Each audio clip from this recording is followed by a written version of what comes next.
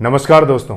आप में से कुछ लोगों ने कॉफी विद करण शो का नाम सुना होगा और कुछ लोगों ने देखा भी होगा। इस शो को करण जौहर होस्ट करते हैं, जो बॉलीवुड के मंजे हुए डायरेक्टर्स में से एक हैं, जिन्होंने कई सारी अच्छी फिल्मों का डायरेक्शन करके उनको हमेशा के लिए यादगार बना दिया, जो 90s ही नहीं आज की जनरेशन भी लाइक करती है। इन्होंने स्टार वर्ल्ड पर 19 नवंबर 2004 को कॉफी विद करण नाम का शो चलाया, जिसमें गेस्ट बुलाए गए शाहरुख खान और काजोल। इस शो में गेस्ट को बुलाकर उनके राज पूछे जाते हैं, उनकी पर्सनल लाइफ के बारे में पूछा जाता है, जो अब तक लोगों से अनजाने थे।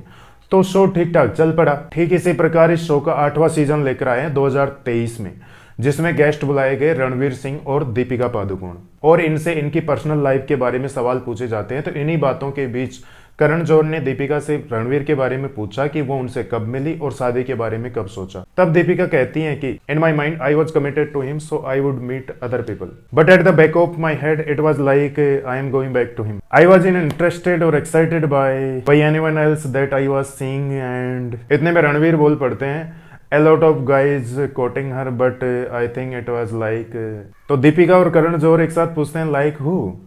तो रणवीर सिंह का जवाब आता है, अभी तो तुमने बोला I was seeing other people but I would go back to him. इसका साफ साफ मतलब ये था कि रणवीर सिंह से शादी होने से पहले उनका नाम युवराज सिंह से भी जुड़ा, महेंद्र सिंह धोनी से भी जुड़ा, और सबसे ज्यादा चर्चा में रणवीर कपूर के साथ भी जुड़ा। इस कन्वर्सेशन में दीपिका कहती हैं कि उनसे ब्रेकअप के बाद मैं किसी लड़की की तलाश में थी।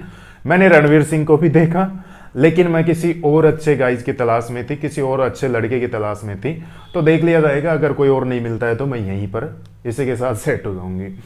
तो यहाँ इसका सीधा सीधा सा मतलब ये है कि आप किसी कपड़े की दुकान पर गए, वहां पर आपने कपड़े देख लिए, अब आपके मन में ठीक है जच भी रहा है नहीं भी जचा, अब देख लेते हैं किसी दूसरी दुकान पर भी देख लेते हैं, अगर वहां पर कपड़े पसंद आते हैं तो ठीक है, अदरवाइज यही ले लेंगे।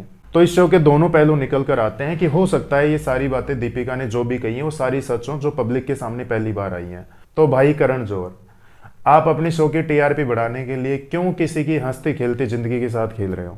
या फिर हो सकता है ये सारी बातें स्क्रिप्टेड हो, तो क्या मतलब रह जाता है इस शो का?